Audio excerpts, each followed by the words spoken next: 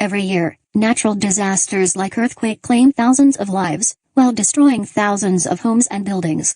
The sight that you are witnessing now is one that many Nepalese saw as earthquake Gorga tore through their homes.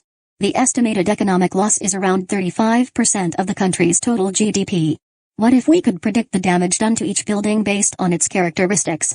That might allow us to prepare countermeasures for these buildings and focus our rescue efforts on them, reducing the impact of the earthquake. Our dataset is obtained from Richter's Predictor, Modeling Earthquake Damage, a machine learning competition hosted by Driven Data. There are a total of 38 features for each building, along with a unique building ID.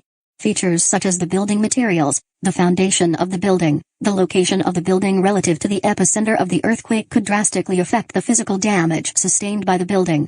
These features will be used along with others to predict the damage grade on various different buildings. Also, we would like to identify key features in determining the damage grade and to understand why our models perform the way they did.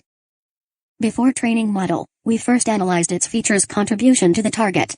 This is done through chi-square tests and extra trees classifier.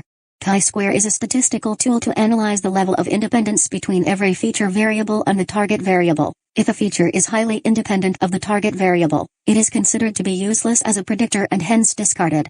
Extra trees classifier was also used to calculate the importance of these features, and the ranking of the top 17 classifiers are as shown. The performance of the machine learning models is measured using the micro F1 score. In binary classification problems, the F1 score evaluates both the precision and the recall of the prediction. The micro F1 score is slightly modified based on the idea of F1 score for classification problems with more than 2 categories. Now that the evaluation metric is defined, we will move on to discuss the machine learning models that are used to solve this problem. We chose various models from 4 different tribes to train and test them to see how well they perform. The F1 score of the models range between 0.49 and 0.74, and the tree models perform the best in particular. We then implement ensembling by using our best model so far, the extreme gradient boosting tree, as the base model and stack other models on it to improve its performance.